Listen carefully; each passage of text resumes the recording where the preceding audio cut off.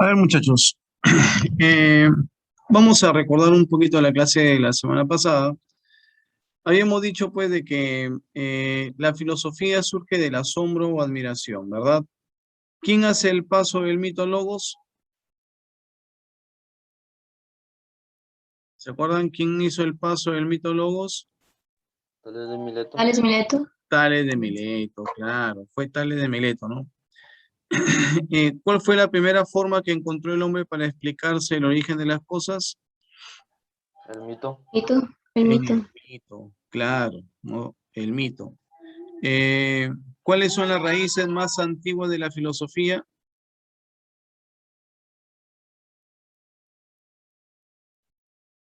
¿Cuáles son las raíces más antiguas de la filosofía? La cosmogonía y la teogonía. Perfecto, muy bien. La cosmogonía y la teogonía, ¿no? Son las raíces más antiguas de la filosofía. Muy bien.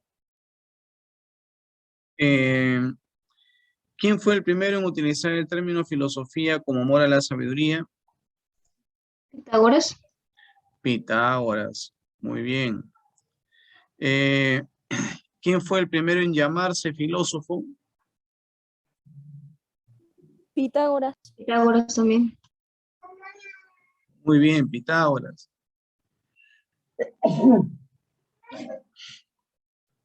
Bien. ¿En dónde surgió la filosofía? ¿Surgió en qué puerto? En el puerto de Mileto. Mileto, ¿no? En Lo las que es Islas ahora Canarias. el país actual de Turquía. Turquía. Turquía, antiguo imperio griego, ¿no? País actual de Turquía. ¿Ya? Bien, vamos a empezar con la filosofía antigua. ¿Ya? Vamos a empezar con la filosofía antigua. Mira.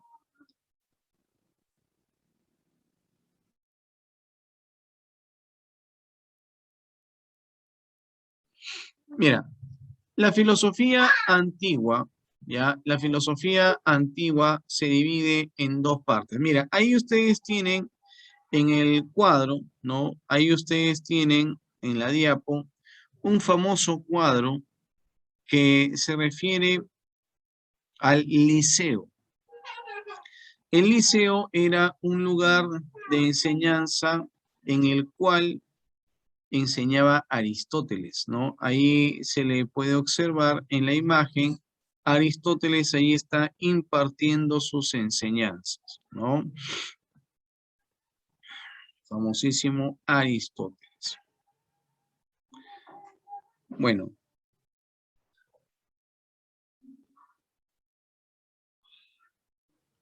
Mira, como tú verás ahí en la imagen, la filosofía antigua se divide en dos, ¿no?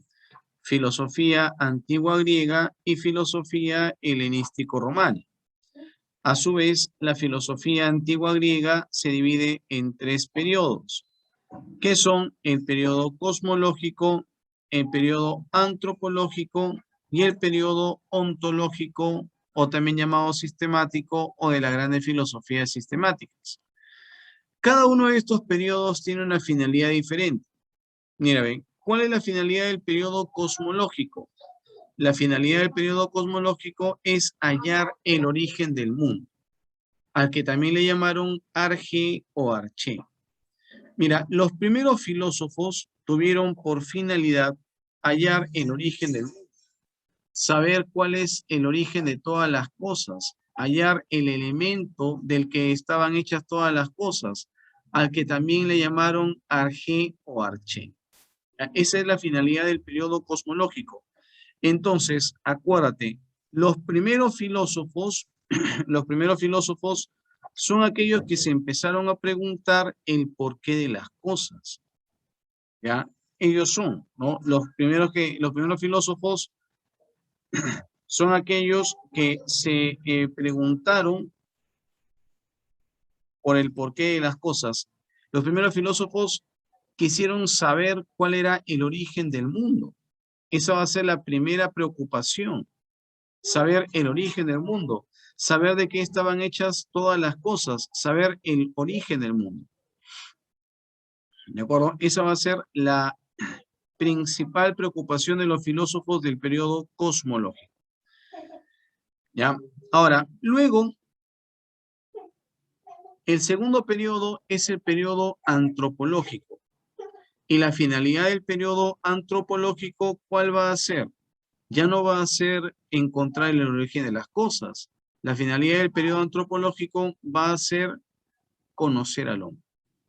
Entonces, los primeros filósofos se preocuparon por saber cuál era el origen del universo, cuál era el origen del mundo, al que también le llamaron Arge o Arché.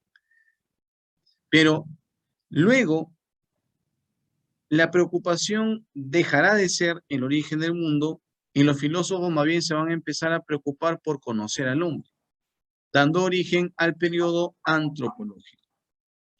¿De acuerdo? Entonces, en el periodo antropológico, la finalidad fue conocer al hombre. ¿Ya?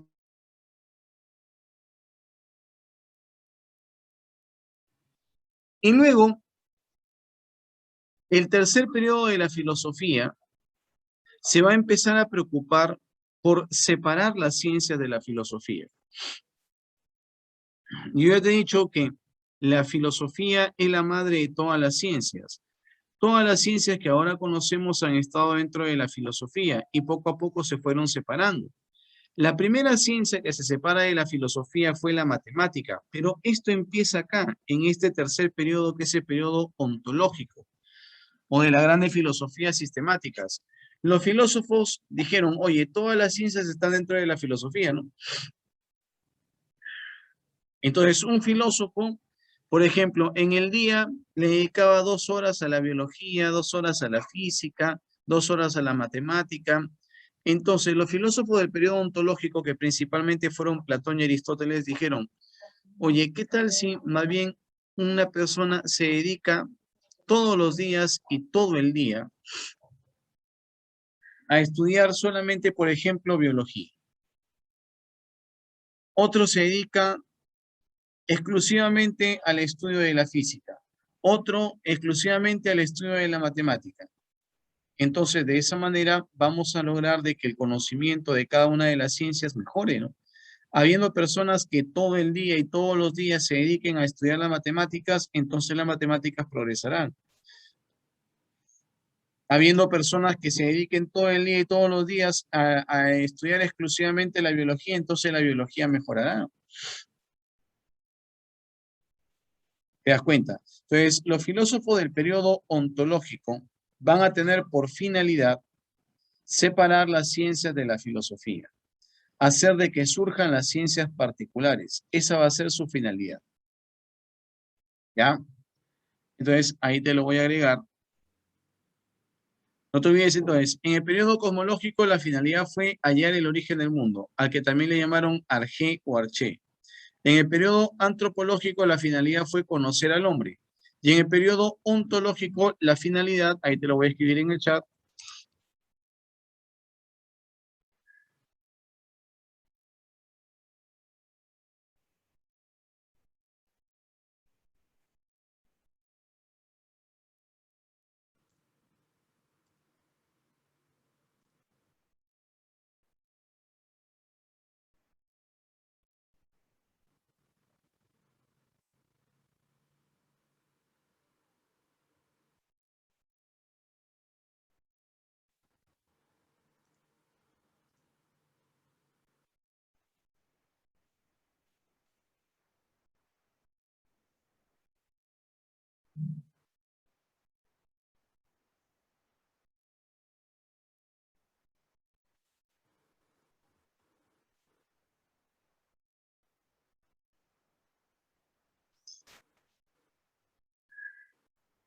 ya, mira, en el periodo de las grandes filosofías sistemáticas, la finalidad fue separar las ciencias de la filosofía, ¿no?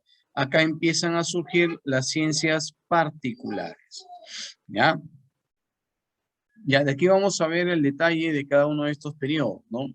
Por el momento estamos entendiendo eso, ¿ya? Esto, ya, posteriormente también voy a subirles el material, ¿ya? El material que les había ofrecido desde la clase pasada, ¿ya? Ahora, en la filosofía helenístico-romana, ¿ya? La filosofía helenístico-romana Surge de la fusión de dos culturas, ¿no? Una de ellas es la romana y la otra es la helena o helenística.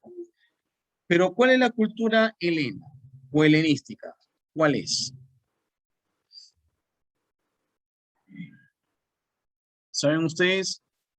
La filosofía helenístico-romana viene de la fusión de dos culturas. La romana, ¿con qué otra más?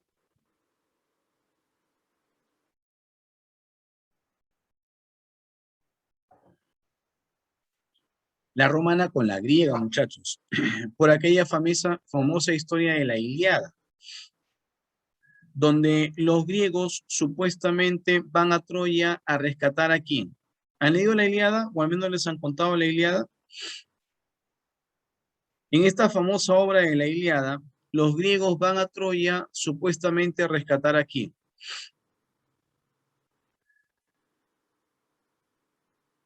¿Nadie escuchaba la Ilíada? ¿No? ¿Nadie? ¿A Elena? Claro, a Helena. Así es, a Helena. Entonces, los griegos supuestamente van a rescatar a Helena. Entonces, cuando los troyanos veían de que los griegos llegaban, decían, oye, ¿quiénes vienen ahí? Ah, ahí vienen los griegos. ¿Y por qué vienen? Vienen por Helena. Ah, ahí vienen los helenos, ¿no? O helenísticos. ¿Ya? Entonces, acá, la helenístico-romana es la unión de Grecia con Roma. Pero ahora, ¿cómo se dio esta unión? ¿Quién conquistó a quién?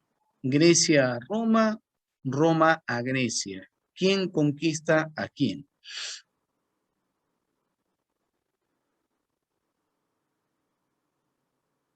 Vamos, conocimiento de historia. ¿Nada? Bueno, Roma conquista a Grecia, pues muchachos. Roma ha sido el ejército más poderoso, más temido de toda la antigüedad. El ejército más bravo de toda la antigüedad ha sido el ejército romano. ¿De acuerdo? ¿Ya? Entonces, los griegos pasan a ser esclavos.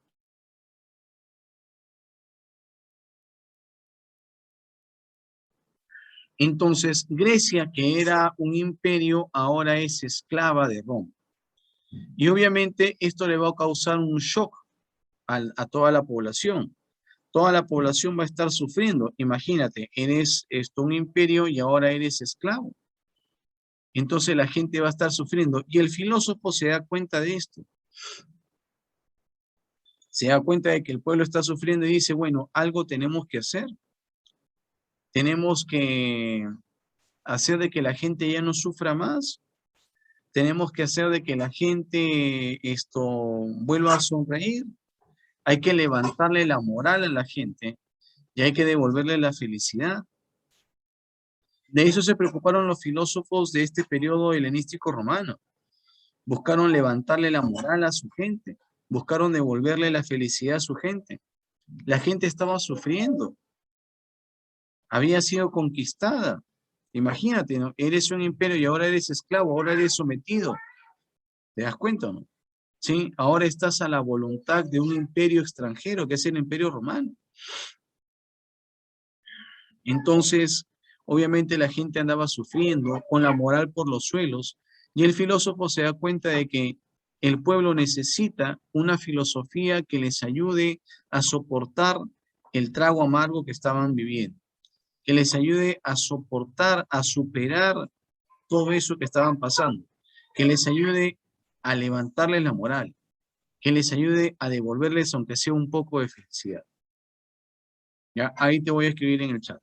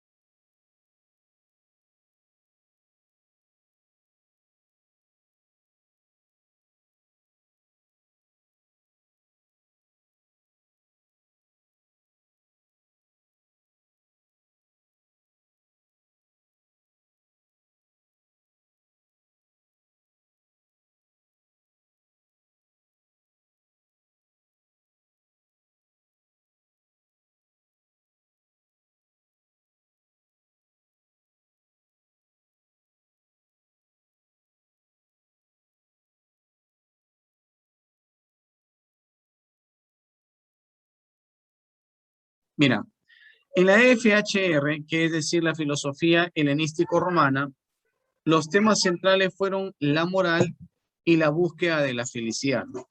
Los filósofos se van a preocupar, ¿no?, por devolverles la moral a su gente, levantarle la moral a su gente y aunque sea devolverles un poquito de felicidad, ¿no? Eso va a ser la finalidad acá de esta filosofía helenístico-romana. Eso van a ser sus temas centrales, ¿ya? Y bien, vamos a pasar ahora al periodo cosmológico, ¿no? Que es el periodo que tenemos que estudiar el día de hoy. Mira, en este periodo cosmológico, también llamado presocrático, también llamado mecanicista, materialista o dialéctico, como tú verás y como ya sabes primero, la finalidad, ¿cuál fue? Que te lo he dicho ya. El primer periodo, el periodo cosmológico, ¿cuál fue la finalidad? El origen del mundo. Claro, hallar el origen del mundo. ¿Y cómo le llamaron al origen del mundo? Arche.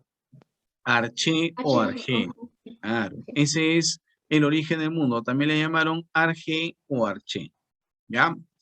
Como tú verás ahí en el recuadro, existen 5 escuelas filosóficas en el periodo cosmológico, que son la escuela jónica, la escuela eleática, la escuela pitagórica, la escuela polista y la escuela atomista. Son las 5 escuelas del periodo cosmológico: escuela jónica, eleática, pitagórica, polista y atomista. Y como verás también, en cada una de estas escuelas existen filósofos que tenemos que conocer. Vamos a empezar con Tales de Mileto. Mira, Tales de Mileto decía de que el arjé estaba en el agua, ¿no es cierto? Para Tales de Mileto, el arjé estaba en el agua. Y hay que recordar que Tales de Mileto va a ser considerado el primer filósofo. A ver, acuérdate por qué. ¿Por qué a Tales lo consideran el primer filósofo? Porque buscó el origen de los dioses. No. Lo consideran el primer filósofo porque hizo el paso del mito al logos. Porque fue el primero que dijo de que el origen del mundo no estaba en dioses. O sea, él hizo el paso del mito al logos. Por eso es que Tales va a ser considerado como el primer filósofo. Ya no se vayan a olvidar, porque hizo el paso del mito al logos. Eso ya lo habíamos visto en la clase pasada. ¿Ya? Por si acaso te lo voy a escribir ahí. ¿Ya? Tales es considerado el primer filósofo porque hizo el paso del mito al logos.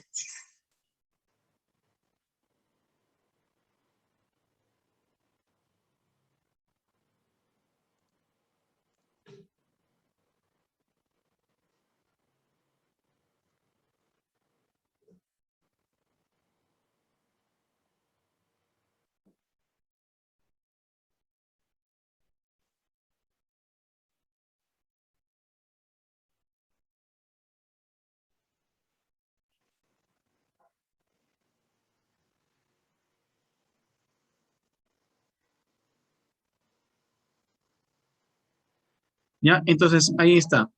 Tales de Mileto va a ser considerado el primer filósofo porque hizo el paso del mito al logos. Tales de Mileto va a decir de que va a ser el primero en decir que el origen del mundo no estaba en dioses. Según Tales de Mileto, el origen del mundo estaba en la propia naturaleza, específicamente en el agua. ¿Ya? Por eso es considerado el primer filósofo. Luego aparece ahí Anaxímenes, que dice que el arjé estaba en el aire. Luego tenemos a Anaximandro, que dice que el arjé estaba en el apeirón, ¿no? Dice que el arjé estaba en el apeirón. Mira, tenemos que saber qué viene a ser el apeirón, ¿ya? Ahí te lo voy a anotar. Apeirón significa sustancia infinita, ¿no? O indeterminada. Mira, según Anaximandro, había una sustancia infinita, indeterminada, que recorría el universo creando cosas. A esa sustancia infinita, Anaximandro le llamó Apeirón. Era como una especie de divinidad, de deidad, ¿no? Que era esta sustancia, recorría el universo creando las diversas cosas que existían. A esa sustancia indeterminada, infinita, ilimitada, Anaximandro le llamó Apeirón. ¿Ya? Apeirón. Ahora, también hay que recordar que Anaximandro va a ser el primero en utilizar el término arjé. Y también hay que recordar de que Anaximandro es considerado como el precursor del evolucionismo. ¿Y por qué es considerado el precursor del evolucionismo? Anaximandro fue el primero en asegurar que el hombre proviene de un ser inferior. Según Anaximandro, el hombre proviene de los peces. Anaximandro fue el primero en asegurar que el hombre proviene de un ser inferior. Según Anaximandro, el hombre proviene de los peces. ¿Ya? No te vayas a olvidar. El primero en utilizar el término arjé, Anaximandro. Considerado el precursor del evolucionismo, Anaximandro. Fue el primero en asegurar que el hombre proviene de un ser inferior. Según Anaximandro, el hombre proviene de los peces. Luego tenemos a Heráclito, que dijo que el arjé estaba en el fuego. ¿Ya? Heráclito, también llamado el oscuro o el melancólico. ¿Por qué? Mira, Heráclito da una teoría que se llama el devenir. ¿Qué dice la teoría del devenir? Decía, ¿no? Un hombre no se baña 2 veces en las mismas aguas de un río. ¿Y esto qué quiere decir? ¿Por qué un hombre no se baña 2 veces en las mismas aguas de un río? Porque las aguas ya no son las mismas, porque todo siempre está cambiando. Por ejemplo, Víctor Millones se mete ahorita a bañarse en el río, de acá en 1 hora vuelve a tener calor, se vuelve a meter a bañar en el río, pero ya no son las mismas aguas. ¿Por qué? Porque las aguas en las que él se bañó hace 1 hora ya fluyeron, ya se movieron, ya cambiaron. Eso es lo que nos quiere decir Heráclito, que todo en esta vida cambia, que todo se mueve, que todo fluye. Sinónimo de devenir es cambio. La teoría del devenir dice un hombre no se baña 2 veces en las mismas aguas de un río. Eso quiere decir que todo siempre está en movimiento, todo está cambiando, todo fluye, todo se mueve, todo cambia. Por eso decía, Heráclito decía, lo único constante es el cambio. Eso decía Heráclito, lo único constante es el cambio. Ahí te lo he escrito en el chat. Entonces la gente le decía, oye, tú me estás diciendo que lo único que nunca cambia es el cambio, porque lo constante es lo que no cambia. O sea, si tú me dices, lo único constante es el cambio, eso quiere decir que lo único que nunca cambia es el cambio. Sí, decía Heráclito, ¿no? Lo único que nunca cambia es el cambio, o sea, porque siempre va a existir cambio. Hoy no, compadre, está loco, ¿no? Por eso le pusieron el oscuro, porque decían de que las ideas de Heráclito eran difíciles de entender, eran ideas que no eran claras, eran ideas oscuras. Por eso le pusieron el oscuro. Y esto hacía de que Heráclito siempre ande triste, ¿no? Por eso le pusieron el melancólico, porque Heráclito siempre andaba triste, porque la gente no le entendía. ¿De acuerdo? Luego viene la escuela eleática. Y no te olvides que para Heráclito el arjé estaba en el fuego, ¿ya? Luego viene la escuela eleática, donde vamos a encontrar a Parménides de Elea y a Zenón de Elea. Se llama eleática porque quedaba en la ciudad de Elea. Y ahí vamos a encontrar a Parménides de Elea y Zenón de Elea. Ambos aseguran de que las cosas están en una razón inmutable. O sea, ambos aseguran de que las cosas no cambian, no se mueven. Entonces, pregunta de examen. ¿Los eleáticos a qué filósofos se opusieron? Te repito la pregunta. Los eleáticos, como Parménides de Elea y Zenón de Elea, hablan de que el arjé está en una razón inmutable, es decir, de que las cosas no cambian. Entonces, ¿a qué filósofos se opusieron? Heráclito. Perfecto, a Heráclito, pues, ¿no? Mientras que Heráclito hablaba del movimiento, hablaba del cambio, decía que todo estaba cambiando, todo estaba en movimiento, los eleáticos más bien hablan de una razón inmutable, dicen de que las cosas no cambian, ¿ya? Hay que recordar de que Parménides va a ser el primero en afirmar la existencia de dos mundos. Y eso ya lo vamos a ver más adelante, ¿no? Esto de los dos mundos. Pero hay que recordar que el primero en asegurar de que habían dos mundos fue Parménides. Y ahí está la frase famosa de Parménides. Decía Parménides, una y la misma cosa es el ser y el pensar. Decía Parménides, una y la misma cosa es el ser y el pensar. ¿Cómo así? Por ejemplo, de repente ahorita Osquitar Barrientos, ¿no? Su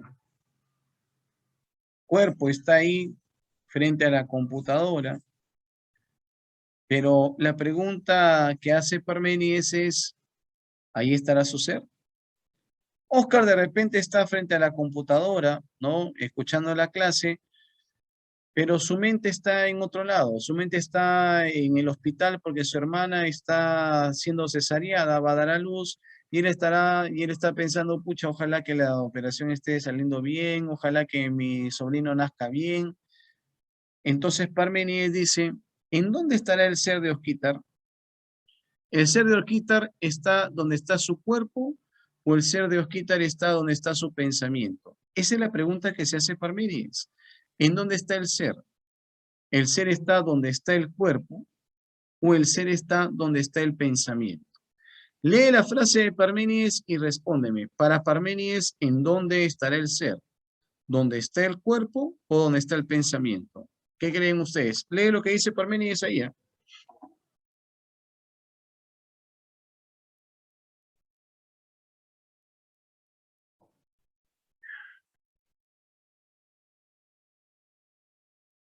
Una y la misma cosa es el ser y el pensar.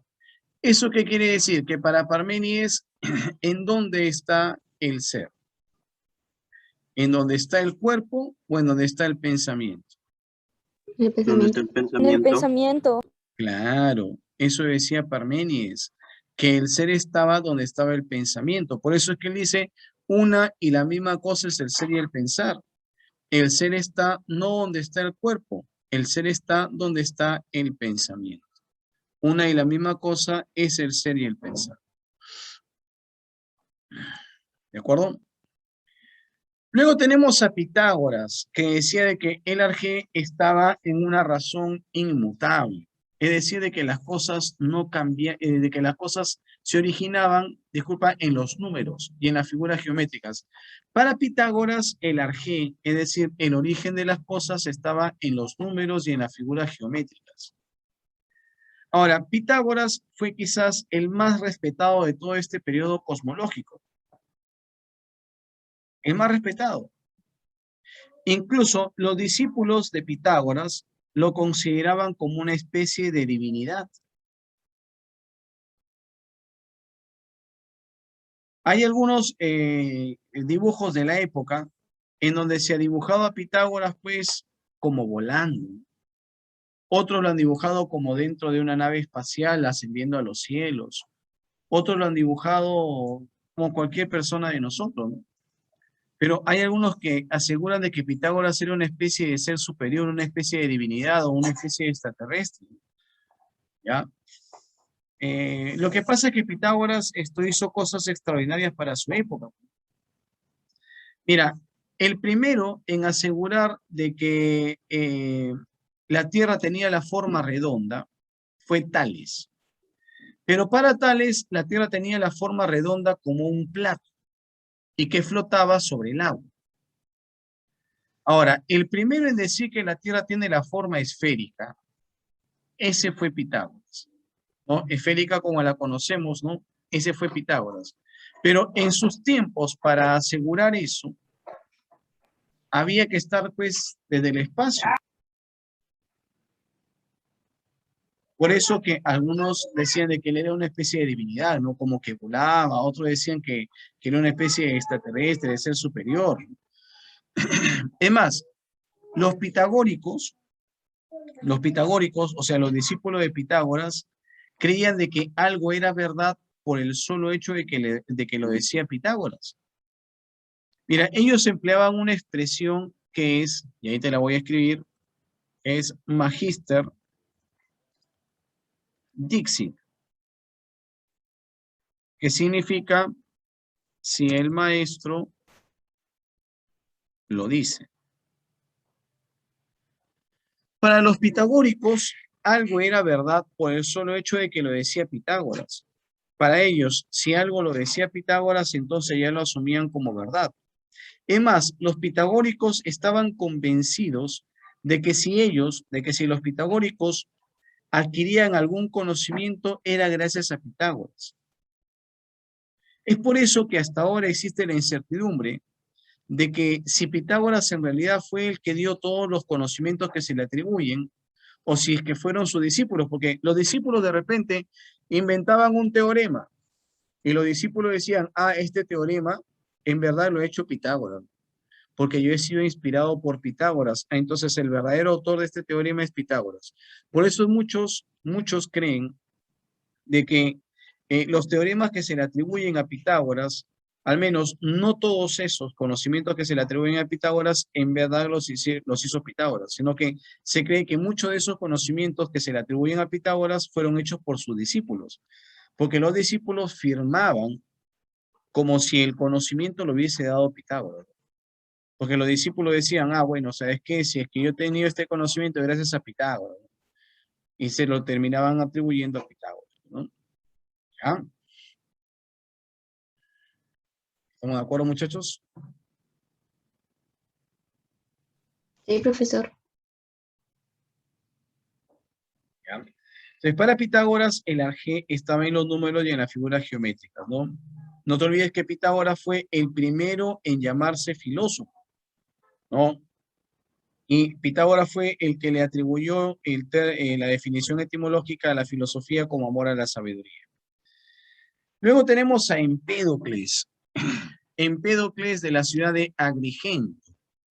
Dijo de que el arjé estaba en 4 elementos, que eran agua, tierra, fuego y aire, ¿no?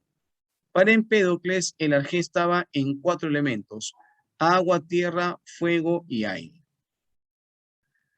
Mira, Empédocles, ahí te lo voy a agregar en el chat.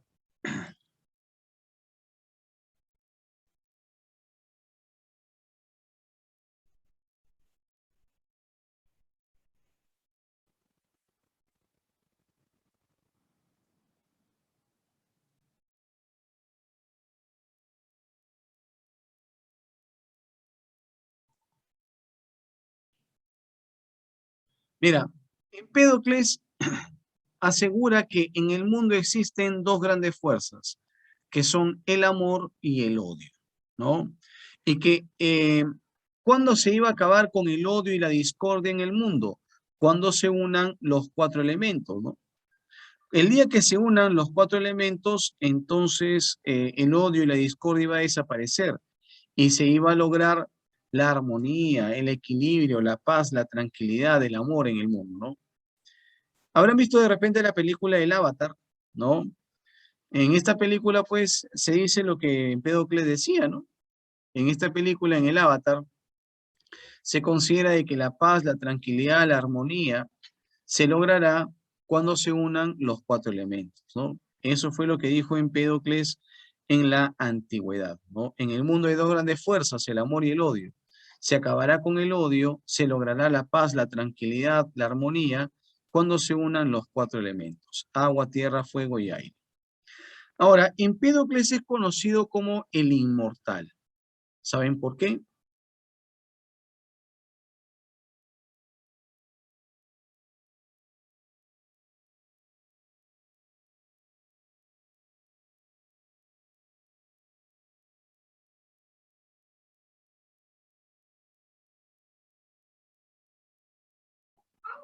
Entonces, ¿por qué a Empédocles le llamaron el inmortal?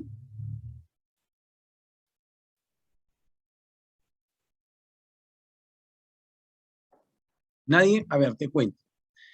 Empédocles decía de que la muerte no existía, ¿no? Pero, profe, ¿cómo va? Lo que pasa es que Empédocles era un médico famoso en esos tiempos. Empédocles tenía el don de la imposición de las manos, ¿no? Por ejemplo, si de repente a Víctor Millones le dolía la rodilla, de repente, ¿no? Venía Empédocles y le ponía la mano en la rodilla y le aliviaba el dolor. Si de repente a Anita Tobar le dolía el cuello, había dormido mal, estaba así con tortícolis ahí, venía Empédocles, le ponía la mano en el cuello y le aliviaba el dolor. Entonces la gente le decía, oye, compadre, ¿cómo haces eso, no? Y Empédocles dice, lo que pasa es que yo tengo este don porque soy descendiente de los dioses. Anda, compadre, tú eres descendiente de los dioses. ¿Y de qué dios? Bueno, mi vieja no me ha dicho, pero yo sé que soy descendiente de los dioses. Mira, compadre, ¿no? Y para demostrar esto, Empédocles se fue al cráter del volcán Etna. Se fue al volcán Etna. El volcán Etna es un volcán real, ¿no? Sí existe. Pero según la mitología, dentro de este volcán habitaba un dios, que era el dios Hefestos. Hefesto le llamaban los griegos, Vulcano le llamaban los romanos. Dentro de este volcán Etna, supuestamente estaba el dios Hefestos. El dios Hefestos era el dios de la forja, el dios de la metalurgia. Era el dios que le hizo, por ejemplo, el rayo a Zeus. Era el dios que le hizo la armadura a Aquiles y tantas cosas más, ¿no? Ese era el dios Hefestos, que supuestamente vivía dentro del volcán Etna. Entonces, Empédocles se va al volcán Etna, supuestamente pues a encontrarse con su pariente, ¿no? Con el dios Hefesto, ¿no? Y hasta ahorita no sale, ¿no? Por eso le llamaron el inmortal, ¿no? Él decía que la muerte no existía.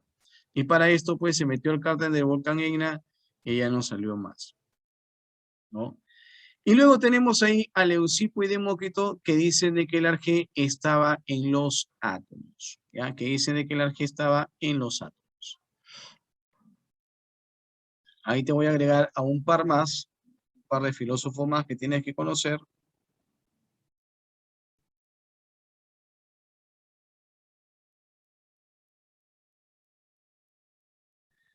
Tenemos a Genófanes que decía de que el arjé estaba en la tierra.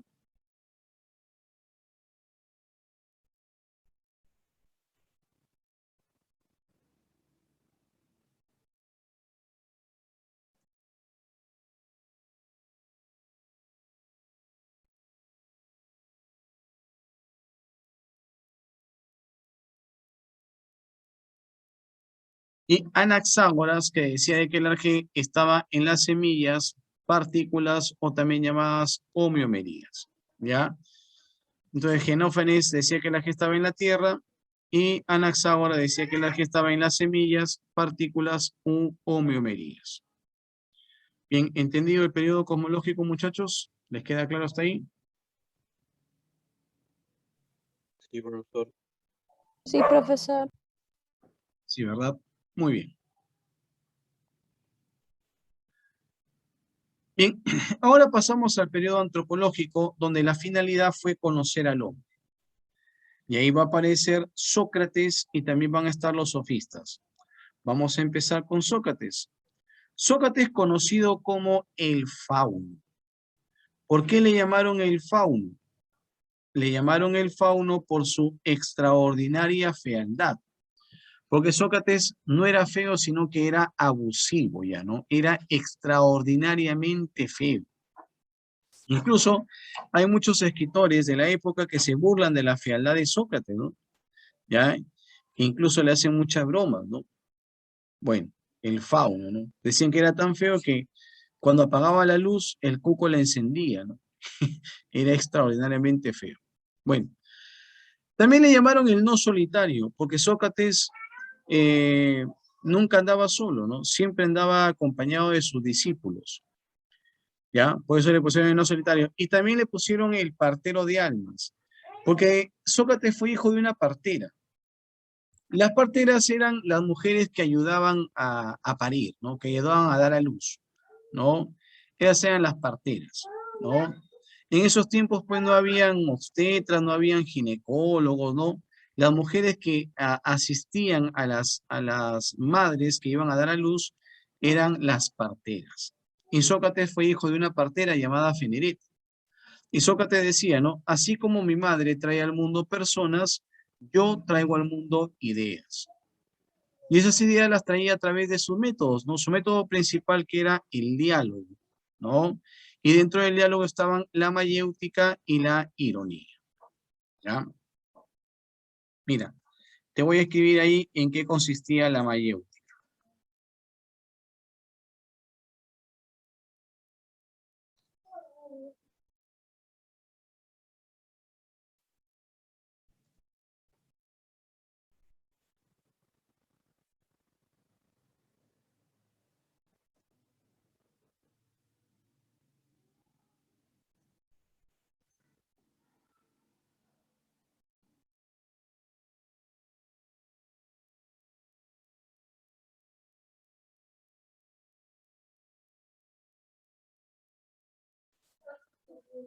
¿Ya?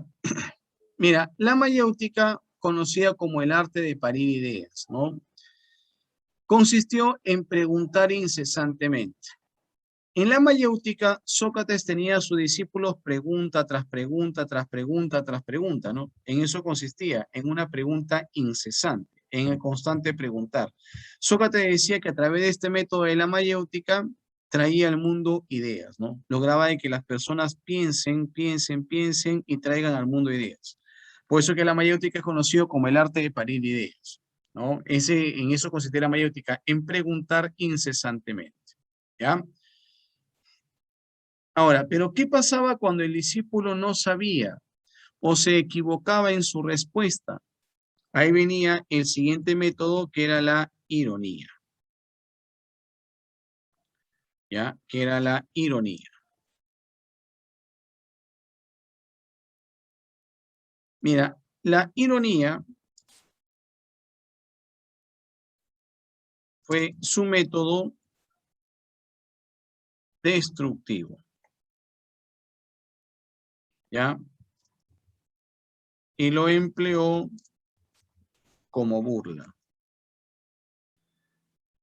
Mira, en la mayéutica era la pregunta incesante. Lo tenía el discípulo pregunta tras pregunta, tras pregunta, tras pregunta, ¿no? Ahora, pero ¿qué pasaba cuando el discípulo no sabía la respuesta o se equivocaba en la respuesta? Ahí Sócrates aplicaba la ironía. Se burlaba de lo que el discípulo no sabía. Esos eran sus métodos, la mayéutica y la ironía. Ahora, Sócrates no tuvo lugar de enseñanza definido. Sócrates enseñaba en cualquier lugar público, ¿no? En plazas, en parques, en cualquier lugar. Sócrates tampoco escribió obras, pero sí dejó frases muy famosas, ¿no? Como por ejemplo, solo sé que nada sé, conócete a ti mismo, habla para conocerte, la virtud conduce al bien y la ignorancia al mal, entre otras más. Ahora, hay que recordar que de las múltiples frases que dio Sócrates, hubo una que no fue propia de él, sino que la encontró en el templo de Apolo.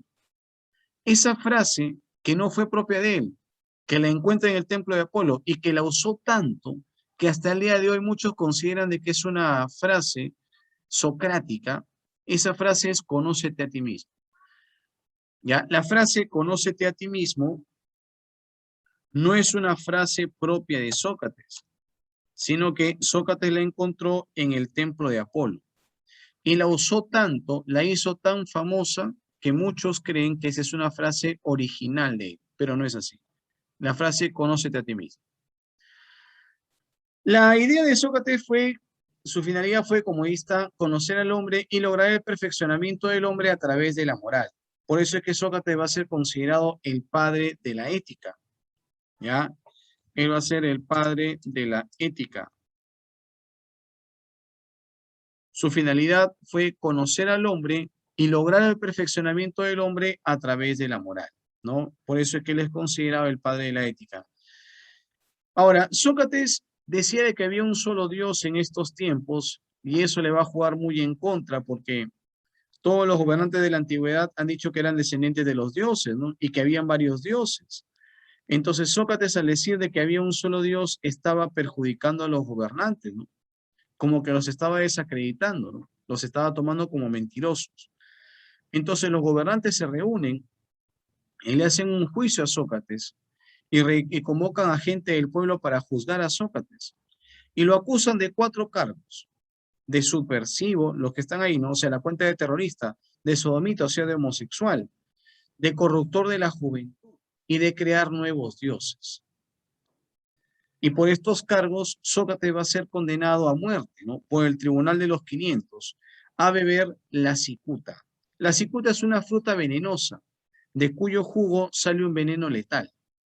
Entonces, Sócrates va a ser condenado a beber la cicuta, que es una fruta venenosa de cuyo jugo sale un veneno letal, y de esta manera Sócrates muere. Pero antes de morir, Sócrates pide una última voluntad, una última gracia, que es el dar un último discurso a sus seres más queridos, a sus seres más cercanos, a sus amistades, a sus discípulos, a sus familiares. Y ese último discurso que dio Sócrates fue sobre la inmortalidad del alma. No te vayas a olvidar, eso ha sido pregunta de examen de admisión repetida veces. El último discurso que dio Sócrates antes de morir fue sobre, y la respuesta es, la inmortalidad del alma. Luego de dar este último discurso, Sócrates bebió su jugo de cicuta y se murió. ¿Ya? Bien. ¿Han entendido hasta acá, muchachos? ¿Les ha quedado claro la temática del día de hoy? Hemos visto Sí, el periodo profesor. cosmológico Sí, y Sócrates. profesor. Bueno, espero que tengan un bonito fin de semana, que les vaya muy bien, estudien y cuídense mucho. ¿Me hablan? ¿No escuché? ¿En internet se puede encontrar su último discurso o no hay? Se Ah, claro, desconoce. claro. Si gustan buscarlo, ahí está. No hay problema. Ah, ya. Bien, muchachones, un gustazo. Profesor, yo tengo una duda. Sí, Usted decía que ay, se me olvidó el nombre. Empédocles ¿ya? decía que era hijo de un dios, ¿verdad? Dice que Pero, eres descendiente de o los sea, dioses. ya, ajá, ya. Entonces, si decía eso, puede ser que él de cierta manera creía que los dioses habían creado el mundo, Claro, claro, pero si él tenía como a los 4 elementos. claro. Lo que pasa es de que Empédocles creía de que los dioses existían, pero no creía de que los dioses habían creado el universo. Porque el arjé es,